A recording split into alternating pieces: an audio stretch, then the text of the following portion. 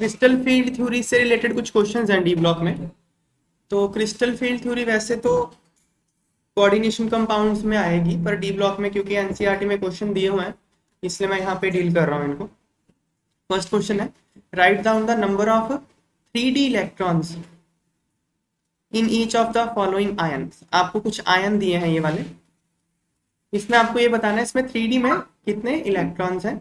Indicate how would you expect the 5D orbitals to be occupied for these hydrated ions. Hydrated ion में मतलब आप इस ion को पानी में डाल दोगे, उसके बाद डी ऑर्बिटल की ऑक्यूपेंसी कैसे होगी ये पूछा है। और इसने ये बोल रखा है कि ऑक्टाहेड्रल कंपाउंड है, ये बोल रखा है। एक एक करके बात करते हैं। देखो टाइटेनियम 2 प्लस वेनेडियम, ये सारे आयन हैं, इनकी कॉन्फ़िगरेशन तो आप लिख लोगे। अब एटॉमिक नंबर आपको पता है, इनकी कॉन्फ़िगरेशन लिख लोगे ना, अब तो प्रैक्टिस हो गई है। क्लियर है ये बात? तो इस पार्ट में कोई दिक्कत नहीं होना चाहिए मुझे लगता है। इस बॉक्स में किसी को कोई है तो बताओ, हो जाएगा ये बॉक्स? कॉन्फ़िगरेशन सबकी लिख लोगे। नेक्स्ट जो यहाँ पे नई बात है, अच्छा यहाँ तो लिख रहा है नंबर ऑफ 3D इलेक्ट्रॉन्स 2 3 3, ये तो आ जाएगा। नेक्स्ट ये क्या है, electronic configuration in aqueous medium, ये हमारे लिए नई चीज है, ठीक है ना। देखो एक्वस मीडियम में ऑक्टाहेड्रल, जब भी कोई ऑक्टाहेड्रल कॉम्प्लेक्स होता है इसका मतलब ना उसके साथ 6 लिगेंड जुड़े हुए हैं। एग्जाम्पल टाइटेनियम है यहाँ पे H2O6, वाटर पे तो कोई चार्ज होता नहीं है, टाइटेनियम पे 2 प्लस है, टोटल चार्जेस पे 2 प्लस हो जाएगा। ये कॉम्प्लेक्स है। इसमें इसकी स्ट्रक्चर कैसे होती है मैं यहाँ बना के दिखाता हूँ। टाइटेनियम ऑक्सीजन अपना लोन पेयर इसको डोनेट करता है, ठीक है ना। ऑक्सीजन के पास लोन पेयर होता है ना, है ना। इस तरह से ऑक्टाहेड्रल शेप का एक कॉम्प्लेक्स बन जाता है। तो ऑक्टाहेड्रल का मतलब होता है कि 6 लिगेंड जुड़े हैं, इसको लिगेंड बोलते हैं। जो मॉलिक्यूल एक अपना लोन पेयर डोनेट करके कोऑर्डिनेट बॉन्ड बनाता है उसको लिगेंड बोलते हैं। तो ऑक्टाहेड्रल मतलब 6 लिगेंड है, तो 6 लिगेंड है, ठीक है। अब सारे के सारे कॉम्प्लेक्स के साथ 6 वाटर जुड़े हुए हैं क्योंकि इसको पानी में डाला हमने, हाइड्रेटेड कॉम्प्लेक्स है ना, हाइड्रेटेड आयन है ये, मतलब इस आयन को उठा के पानी में डाल दिया। और ऑक्टाहेड्रल बता रहा है वो क्वेश्चन में, मतलब 6 पानी इसके साथ जुड़े होंगे, ये बात है। नेक्स्ट जो बात है ना, जब भी ऐसे हाइड्रेटेड आयन बनता है, ऑक्टाहेड्रल कुछ भी बनता है, तो ये जो डी के 5 ऑर्बिटल होते हैं ना, देखो ये 1 2 3 4 5 डी के ऑर्बिटल है ना, ये स्प्लिट हो जाते हैं 2 सेट्स में। एक को बोलते हैं T2G, एक को बोलते हैं EG। इसका कारण मैं आपको नेक्स्ट चैप्टर में बताऊंगा क्यों स्प्लिट होते हैं। T2G और EG 2 set of orbitals, D orbital split हो गए, 5 थे, 5 2 ग्रुप में बट गए, 3 के और 2 के ग्रुप में। अब जब इलेक्ट्रॉन आप फिल करोगे तो इसमें फिलिंग करोगे। मान लो आपको एक इलेक्ट्रॉन फिल करना है, तो एक यहाँ कर दिया, दूसरा करना है तो यहाँ, तीसरा करना है तो यहाँ। अब जब चौथा इलेक्ट्रॉन आप फिल करते हो ना, तो चौथा इलेक्ट्रॉन जब आप फिल करते हो तो आपके पास 2 ऑप्शंस होती हैं। ऑप्शन नंबर 1 आप ऊपर यहाँ कर दो, ऑप्शन नंबर 2 नीचे यहाँ पेयरिंग करा दो। इन दोनों ऑप्शंस में आपको कुछ एनर्जी बैरियर्स को ओवरकम करना पड़ता है। अगर आप नीचे पेयरिंग कराते हो तो आपको एनर्जी सप्लाई करनी है, तो उसको बोलते हैं पेयरिंग एनर्जी। एक रूम में 2 लोग को रखोगे, थोड़ी रिपल्शन तो होगी ना, तो पेयरिंग एनर्जी आपको देनी पड़ेगी। दूसरा, अगर आप ऊपर जाते हो इसको बोलते हैं delta O, crystal field splitting energy. अगर आप यहाँ से ऊपर जाते हो तो आपको इतनी एनर्जी डेल्टा O सप्लाई करनी पड़ेगी। दोनों केस में आपको एनर्जी सप्लाई करनी पड़ रही है, तो होगा वो जहां कम एनर्जी लगेगी। समझ में आई बात? अगर पेयरिंग एनर्जी कम है तो वो नीचे आ जाएगा, अगर डेल्टा O कम है तो वो ऊपर चला जाएगा। तो 4th इलेक्ट्रॉन में झंझट होता है, कहाँ जाएगा वो स्प्लिटिंग पे डेल्टा O पे डिपेंड करेगा। पेयरिंग एनर्जी तो फिक्स होती है, 2 इलेक्ट्रॉन की पेयरिंग एनर्जी फिक्स होती है, लेकिन डेल्टा O वेरी करता रहता है depending upon conditions. Present condition में वाटर के साथ जो भी आयंस दिए हुए हैं, है ना, तो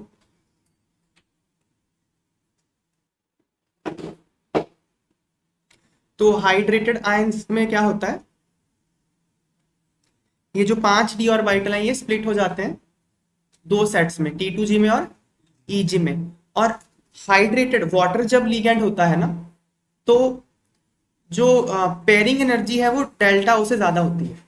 ओके, तो अगर पेयरिंग एनर्जी डेल्टा से ज्यादा है तो फोर्थ इलेक्ट्रॉन कहाँ जाएगा, ऊपर जाएगा, ऊपर, क्योंकि डेल्टा ओ कम है, पेयरिंग ज्यादा है तो फोर्थ इलेक्ट्रॉन को पेयर करने में ज्यादा एनर्जी लगेगा, ऊपर पहुंचाने में कम एनर्जी, तो वाटर के केस में फोर्थ इलेक्ट्रॉन ऊपर जाता है, फिफ्थ भी फिर ऊपर ही जाएगा ना, 5 भर गए।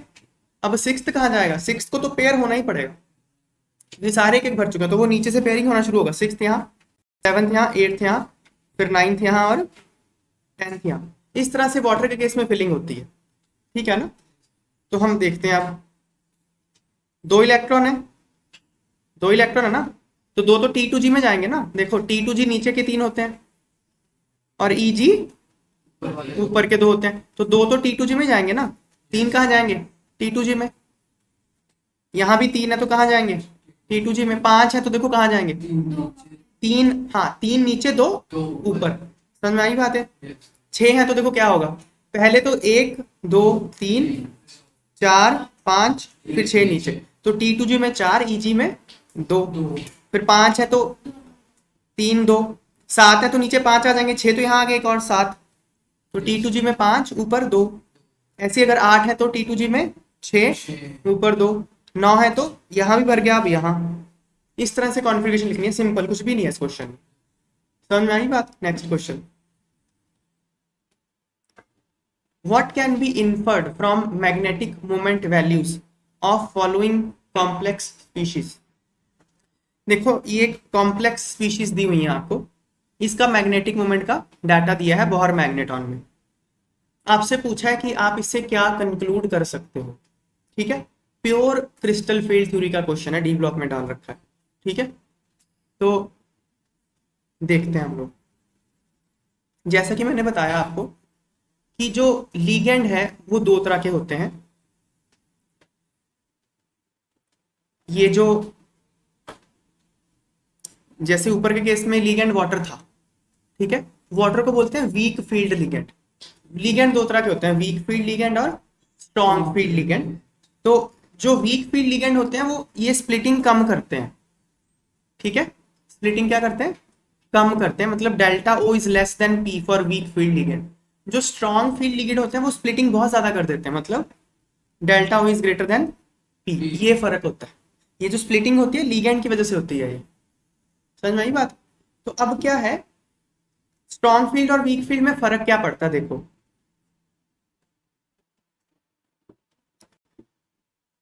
1 2 3, 1 2 3, अब चौथा इलेक्ट्रॉन है, ठीक है, इसको एक काम करता हूं मैं, नीचे थोड़ा नीचे ड्रॉ करता हूं, थोड़ी और क्लैरिटी हो जाएगी। ये लो, अब देखो ये जो है ये स्ट्रॉन्ग फील्ड लिगेंड का काम है, उसने ज्यादा स्प्लिटिंग करी है, ये काम किसका है, वीक फील्ड लिगेंड का, उसने स्प्लिटिंग कम करी है। अब चौथा इलेक्ट्रॉन स्ट्रॉन्ग फील्ड के केस में कहाँ जाएगा, नीचे, क्योंकि ऊपर चढ़ने में उसको ज्यादा मेहनत लग रही है ना, है क्या नहीं, delta is greater then pairing energy, तो पेयरिंग एनर्जी कम है तो वो नीचे जाएगा। वीक फील्ड के केस में चौथा इलेक्ट्रॉन कहाँ जाएगा, ऊपर जाएगा, क्योंकि ऊपर चढ़ना आसान है, डेल्टा वो कम है ना, delta is less than P, है ना। अब इसका असर पता कहाँ पड़ेगा, उसके मैग्नेटिक मोमेंट पे। यहाँ पे अनपेड इलेक्ट्रॉन कितने हैं, 2, यहाँ अनपेड कितने हैं, 4। अगर 5वां इलेक्ट्रॉन रखूंगा तो यहाँ नीचे आएगा, यहाँ ऊपर आएगा। अब यहाँ अनपेड इलेक्ट्रॉन कितना है, 1, ऊपर है 5, एक और इलेक्ट्रॉन आ जाएगा तो उसको यहाँ रखूंगा, यहाँ पे यहाँ रखूंगा, तो यहाँ अनपेड इलेक्ट्रॉन 0, यहाँ अनपेड इलेक्ट्रॉन 4। इस तरह से आप प्रैक्टिकली मैग्नेटिक मोमेंट को प्रैक्टिकली मेजर किया जा सकता है। तो मैग्नेटिक मोमेंट मेजर करके आप ये पता कर सकते हो कि इस कॉम्प्लेक्स में अनपेड इलेक्ट्रॉन कितने हैं। अगर अनपेड इलेक्ट्रॉन आपको पता चल गया, फिर आप ये गेस कर सकते हो कि जो लीगेंड है वो स्ट्रॉन्ग है या वीक है। ये बात समझ में आई। उल्टा चल सकते हो, यहाँ हम थ्योरी पढ़ रहे हैं कि लीगेंड स्ट्रॉन्ग है वीक है तो मैग्नेटिक मोमेंट कितनी आएगी। प्रैक्टिकल में हम क्या कर रहे हैं, मैग्नेटिक मोमेंट मेजर कर रहे हैं, फिर उसको बैक डिराइव करके पता कर रहे हैं कि लीगेंड स्ट्रॉन्ग था या वीक था। वो इस क्वेश्चन में पूछा गया है, समझ में आई बात। उसने क्या बोला, देखो मैग्नेटिक मोमेंट का डाटा दे दिया उसने, और फिर पूछ रहा है कि आप इससे क्या कंक्लूड करते हो। तो देखो पढ़ते हैं, आंसर पढ़ते हैं।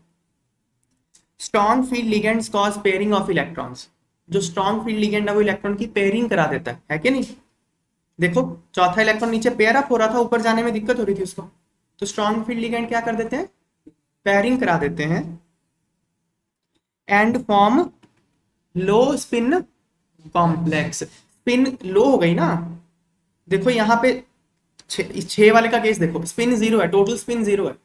एक की +1/2, दूसरे की -1/2, +1/2, -1/2, +1/2, -1/2, जीरो हो गई ना टोटल। यहाँ पे देखो, यहाँ पे टोटल स्पिन कितनी है, +1/2 × 4 +2, नहीं, ये जो मैंने ऐसे इलेक्ट्रॉन ड्रॉ किया है उसकी स्पिन कितनी होती है, +1/2, जो ऐसे ड्रॉ किया उसकी -1/2, ऐसे ही होता है ना। तो लो स्पिन नहीं हो जाएगा, स्ट्रॉन्ग फील्ड पेयरिंग ज्यादा कराएगा तो लो स्पिन नहीं हो जाएगा कॉम्प्लेक्स। ये बात समझ में आ रही है? देखो ये मैं सारी बातें डिटेल में डिस्कस करूंगा, अभी हमने थ्योरी करी नहीं इसकी, बट स्टिल क्वेश्चन समझा रहा हूँ, ठीक है। Weak field ligands do not cause pairing of electrons and hence form high spin complex. तो ये जो ऑक्टाहेड्रल कॉम्प्लेक्स होते हैं दो तरह के होते हैं, लो spin complex and high spin complex. जो लो स्पिन कॉम्प्लेक्स है वो कौन बनाते हैं, स्ट्रॉन्ग फील्ड लिगेंड्स। जो हाई स्पिन कॉम्प्लेक्स, क्या बोला मैंने, दोबारा बताते हैं, जो स्ट्रॉन्ग फील्ड लिगेंड्स हैं वो लो स्पिन कॉम्प्लेक्स बनाएंगे, जो वीक फील्ड लिगेंड्स हैं वो हाई स्पिन कॉम्प्लेक्स बनाएंगे। क्लियर है ना बातें? ओके तो फिर देखो अब ये देखो यहाँ पे K4Mn लिखा हुआ है, यहाँ पे स्ट्रॉन्ग फील्ड लो spin, weak field high spin लिखा हुआ। अब एक एक कॉम्प्लेक्स को डील करते हैं। K4Mn इसमें जो मैंगनीज है इसका ऑक्सीडेशन नंबर निकाल लोगे कितना है, +2। साइनाइड पे -1 चार्ज होता है, Cn माइनस होता है, तो 6 Cn है, तो -6 तो हो गया Cn का इकट्ठा चार्ज। पोटाशियम पे +1 होता है, तो +4 पोटाशियम का हो गया, बचा +2 मैंगनीज का, टोटल 0 है ना। तो मैंगनीज का ऑक्सीडेशन नंबर कितना है, +2। तो +2 मैंगनीज की इलेक्ट्रॉनिक कॉन्फिगरेशन क्या आएगी, 3d5। अब 3d5 देखो, अगर 3d5 वीक फील्ड लिगेंड में होता, साइनाइड अगर वीक फील्ड लिगेंड होता तो क्या होता, 1 2 3 4 5, तो 5 इलेक्ट्रॉन्स की वजह से उसकी मैग्नेटिक मोमेंट होनी थी, यही होना था ना। तो लेकिन देखो मैग्नेटिक मोमेंट डाटा कितना है, मैग्नेटिक मोमेंट का फॉर्मूला क्या होता है, √n × n+2 बोहर मैग्नेटॉन। ये गिवन कितना है, 2.2। इससे आ रहा है n इज अप्रोक्सीमेटली 1। अब यहाँ आपको प्रॉब्लम हो सकती है, देखो ये तो वीक फील्ड के केस में बन गया है ना, स्ट्रॉन्ग के केस में कैसे बनेगा, 1 2 3 4 5, पांचों नीचे आएंगे तो एक ही बचेगा ना। यहाँ लेकिन अगर यहाँ ना 2.2 आ रहा है, अगर आप इसको सॉल्व करोगे एग्जैक्ट इक्वेशन को तो n 1 नहीं आएगा, अप्रोक्सीमेटली 1 आएगा। इसका रीजन सुनो क्या है, इसका रीजन है ये जो मैग्नेटिक मोमेंट है ना, this is a spin only magnetic moment. मतलब इलेक्ट्रॉन अपने एक्सिस के अराउंड स्पिन भी करता है और न्यूक्लियस के अराउंड रिवॉल्व भी करता है, दोनों चीजें परफॉर्म करता है इलेक्ट्रॉन। तो उस दोनों चीजों की वजह से मैग्नेटिक मोमेंट जनरेट होती है। लेकिन हम जो यहाँ कैलकुलेट करते हैं it is only due to spin of electron, वो रेवोल्यूशन वाला हम अकाउंट फॉर करते नहीं है फॉर्मूला में। इसलिए ये जो डाटा है ये तो टोटल स्पिन आएगी, टोटल मैग्नेटिक मोमेंट आएगी, लेकिन हमारे पास जो फॉर्मूला है वो किसका है, सिर्फ स्पिन वाले का, इसलिए यहाँ अप्रोक्सीमेशन आ रहा है। समझ में आई बात है? तो यहाँ पे अप्रोक्सीमेटली n1 आ जाएगा। देखो अगर n 5 होता तो ये 5 पॉइंट समथिंग आना था, अगर अनपेड इलेक्ट्रॉन 5 होते तो एक्सपेरिमेंटल वैल्यू 5 पॉइंट समथिंग आनी थी, अब उतने तो है नहीं, तो 2 पॉइंट समथिंग आया। समझ में आई बात? तो या तो स्ट्रॉन्ग फील्ड होगा या वीक फील्ड होगा। स्ट्रॉन्ग के केस में तो अनपेड 5 आ रहे हैं, उतना हाई तो है नहीं डाटा एक्सपेरिमेंटल, मतलब फिर अनपेड 1 ही होगा ना, और उसके आसपास आ भी रहा है, तो अप्रोक्सीमेशन है यहाँ पे। समझ में आई बात है? ठीक है, तो इससे हमने क्या पता कर लिया, from magnetic moment data it is clear that complex has 1 unpaired electron. Complex में एक अनपेयर्ड इलेक्ट्रॉन है, but Mn2+ has 5 unpaired electron. Manganese 2+ का, सिर्फ मैंगनीज 2+ का देखोगे अगर तो D5 में तो 5 अनपेयर्ड है ना, और लेकिन मैग्नेटिक मोमेंट डाटा क्या बताता है कि एक अनपेयर्ड है। इसका मतलब क्या हो गया, Cn नेगेटिव पेयरिंग कर देता है इलेक्ट्रॉन की, इसलिए एक स्ट्रॉन्ग फील्ड लिगेंड है। समझ में आई बात है? अगला देखो FeH2O6, अभी आपको मैंने ऑलरेडी बता दिया वाटर वीक फील्ड लिगेंड है, ऑलरेडी बताया ना मैंने ऊपर, मैग्नेटिक डाटा से देखते हैं। यहाँ पे वाटर का तो कोई चार्ज होता नहीं है, है ना, तो टोटल चार्ज कितना है कॉम्प्लेक्स पे, +2, तो आयरन पे कितना हो गया 2+, एक सेकंड यहाँ ना ये चेंज करने वाला है, आयरन 2+ की कॉन्फ़िगरेशन लिखनी पड़ेगी, ये आयरन 2+ की ही है, आयरन 2+ की ही कॉन्फ़िगरेशन है, आर्गन 18 3d6, यहाँ करेक्शन कर लो, ये Fe2+ लिखना पड़ेगा, ठीक है। आयरन का कॉन्फ़िगरेशन क्या होता है, आर्गन 18 3d6 4s2, आयरन 2+ का 3d6 ही बचेगा ना, कॉन्फ़िगरेशन करेक्ट लिखिए, यहाँ आयरन कर लो। तो नंबर ऑफ अनपेयर्ड इलेक्ट्रॉन कितने हो जाएंगे 3d6 में, बताओ। वीक फील्ड के केस में, वीक फील्ड के केस में 1 2 3, चौथा ऊपर जाएगा 4 5 6, तो वीक फील्ड के केस में कितने होंगे अनपेयर्ड 4, स्ट्रॉन्ग फील्ड के केस में अनपेयर्ड कितने होंगे 1 2 3 4 5 6 0। तो अगर स्ट्रॉन्ग फील्ड होता तो उसका मैग्नेटिक मोमेंट 0 आना था, वीक फील्ड है तो 4 अनपेयर्ड इलेक्ट्रॉन की वजह से उसका स्पिन ओनली मैग्नेटिक मोमेंट होगा, उसमें ऑर्बिटल वाला भी और दूसरा भी जोड़ दोगे अगर आप रेवोल्यूशन वाला, तो थोड़ा डाटा में फर्क आ जाएगा। तो गिवन मैग्नेटिक मोमेंट कितना है 5.3, तो एन अप्रोक्सीमेटली कितना आ रहा है 4, दैट मीन्स वाटर एक वीक फील्ड लिगेंड है। समझ में आ गई बात, समझ में आ गई तुमको बात है।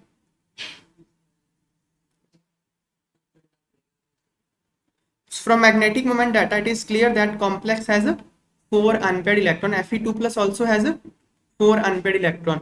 जो वीक फील्ड लिगेंड होता है वो पेयरिंग नहीं कराते, ठीक है ना, जबरदस्ती की पेयरिंग नहीं कराते वो।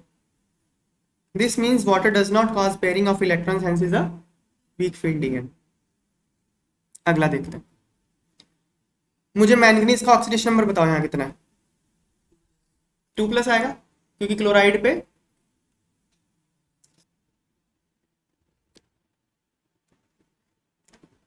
तो ऑक्सीडेशन नंबर +2 है मैंगनीज का, कॉन्फ़िगरेशन आर्गन 18 3d5, ठीक है। मैंगनीज में अनपेयर्ड इलेक्ट्रॉन कितने होते हैं, देखो दो चीजें बताई हैं यहाँ पे, मैंगनीज में सिर्फ मैंगनीज में कितने होंगे 5, 1 2 3 4 5, और वीक फील्ड के केस में भी 5 ही होंगे, देखो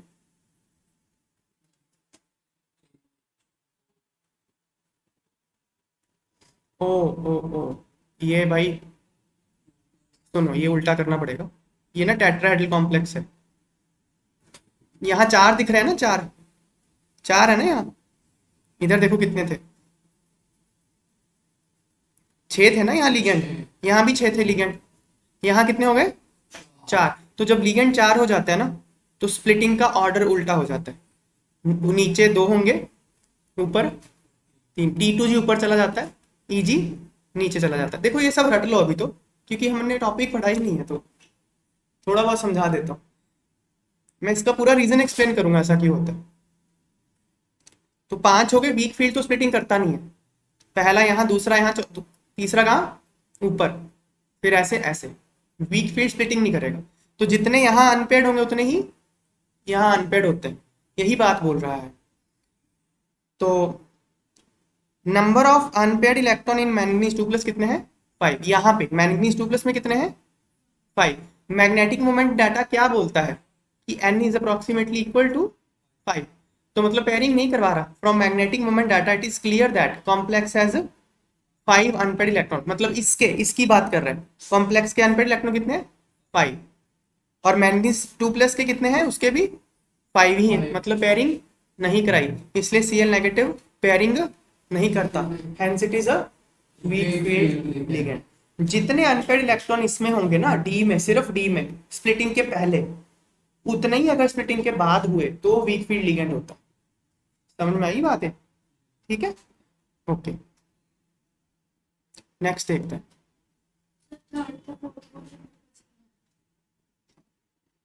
calculate the number of unpaired electrons in the following gaseous ions. देखो दो चीजें हैं, गैशियस आयन, वो बोल रहा है गैशियस आयन में कितने अनपेयर्ड इलेक्ट्रॉन होंगे, which one of these is most stable in aqueous solution. तो एक्वस सॉल्यूशन में पूछ रहा है और गैशियस फेज में पूछ रहा है, दो डिफरेंट जगह पे पूछ रहा है। तो गैशियस फेज में क्या होगा वो तो आप जानते ही हो, देखो मैंगनीज की क्या होती है इलेक्ट्रॉनिक कॉन्फ़िगरेशन बताओ। मैंगनीज की 25 होता है एटॉमिक नंबर, तो argon 18, 3d5, 4s2। Manganese 3 plus की क्या होगी, 3d4, ये लिखी हुई है ना, तो ये लिख दी हमने गैशियस फेज में, तो इसकी इलेक्ट्रॉनिक कॉन्फ़िगरेशन ये होगी ना। क्रोमियम की बताओ क्या होती है कॉन्फ़िगरेशन। हाँ तो कॉन्फ़िगरेशन बताओ। Correct, 3d5, 4s1। Chromium 3 plus की क्या होगी, 3d3 होगी ना, 3 इलेक्ट्रॉन गायब कर दो, 3d3 हो गई। वेनेडियम 3 प्लस की क्या, वेनेडियम की बताओ। करेक्ट करेक्ट, वेरी गुड, याद हो गया ना। आर्गन 18, 3d3, 4s2, तो वेनेडियम 3 प्लस की क्या होगी, सिमिलरली इसकी लिख लोगे ना कॉन्फ़िगरेशन। तो गैशियस फेज में तो आपने इन चारों की कॉन्फ़िगरेशन लिख दी। अब किसमें पूछ रहा है, एक्वस में। एक्वस में क्या होती है, स्प्लिटिंग हो जाएगी, है कि नहीं। मैं यहाँ ड्रॉ ही कर देता हूँ सबकी diagram.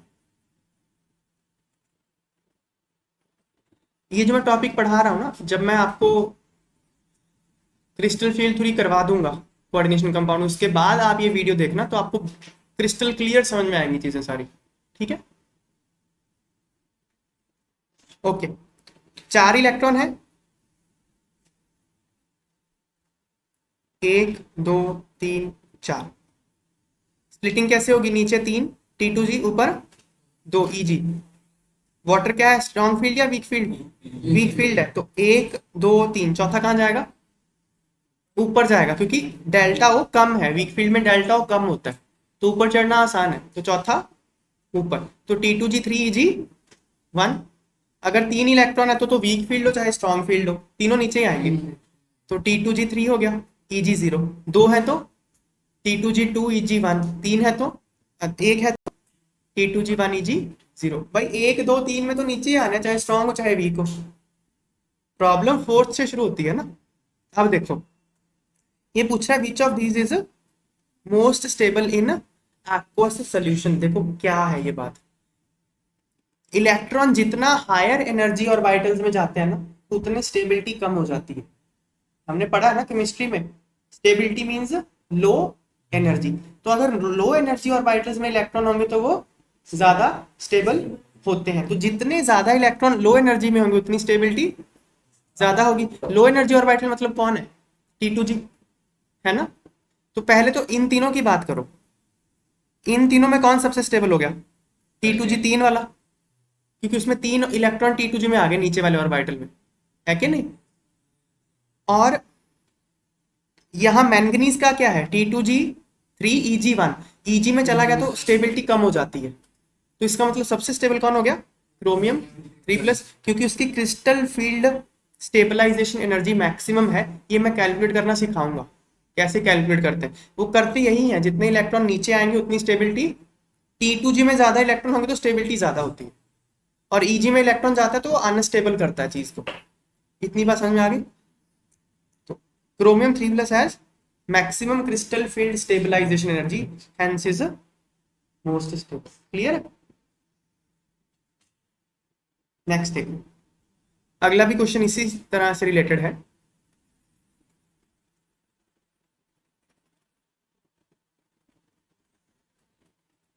How would you account for the following cobalt 2 plus. Cobalt 2 plus की पहले तो भाई कॉन्फ़िगरेशन बताओ, कोबाल्ट की बताओ मुझे। 27 एटॉमिक नंबर है, कॉन्फ़िगरेशन बताओ। Correct, 3d7, 4s2।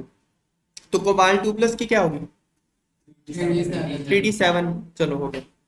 तो cobalt 2 is stable in aqueous solution but in presence of complexing reagent it is easily oxidised. क्या है ये, देखो कॉम्प्लेक्सिंग रीजेंट ना, यहाँ ये बोलना चाह रहे हैं strong field ligand. Okay, complexing reagent के यहाँ मतलब क्या है, strong field ligand. Aqueous solution में तो वीक फील्ड लिगेंड के साथ होगा, वो पानी के साथ होगा, ठीक है ना। तो देखो पानी के साथ अगर 3d7 कॉन्फ़िगरेशन अगर होगी, 1 2 3 4 5 6 7, 1 2 3, चौथा कहाँ जाएगा, ऊपर पानी के साथ, ऊपर जाएगा, फिर यहाँ, फिर यहाँ, फिर यहाँ। पानी के साथ तो उसका ये होने वाला है कॉन्फ़िगरेशन, ठीक है ना। तो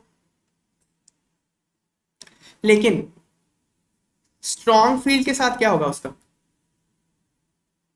स्ट्रॉन्ग फील्ड के साथ B7 यही बनेगा ना। स्ट्रॉन्ग फील्ड में पहला यहाँ जाएगा, दूसरा यहाँ, तीसरा यहाँ, चौथा नीचे ही आएगा ना, चौथा स्ट्रॉन्ग फील्ड पेयरिंग कराता है। चौथा यहाँ आएगा, पांचवा यहाँ आएगा, छठा यहाँ आएगा, सातवां ऊपर जाएगा। अभी जो सातवां इलेक्ट्रॉन है ये कॉम्प्लेक्स को अनस्टेबल करता है क्योंकि ईजी में चला गया, ऊपर चला गया। इसको अगर उड़ा देंगे तो स्टेबिलिटी बढ़ नहीं जाएगी, तो इसको उड़ाने की सब कोशिश करते रहते हैं, उड़ जाते हैं यहाँ से, है ना। अगर इसको उड़ा देंगे तो ऑक्सीडेशन नहीं होगी, इलेक्ट्रॉन लॉस हो गया तो ऑक्सीडेशन होगी। इसको यहाँ से भगा देने से उसको स्टेबिलिटी मिल रही है, तो ये इजीली ऑक्सीडाइज होना चाहेगा। यही बोल रहा है कि कॉम्प्लेक्सिंग रीजन के प्रेजेंस में वो इजीली ऑक्सीडाइज हो जाता है। समझ में आई बात है, क्योंकि उसका एक तो नीचे फुल हो गया ऑर्बिटल, T2G फुल हो गया और वो स्टेबिलिटी प्रोवाइड करता है, ठीक है ना।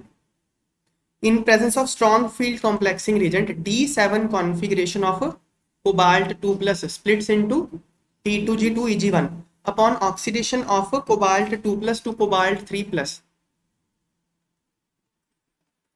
मतलब ऊपर वाला इलेक्ट्रॉन चला गया। An electron from Eg orbital is removed. This increases crystal field stabilization energy, hence cobalt 2 plus is easily oxidized in presence of complexing reagent. Clear है बात है।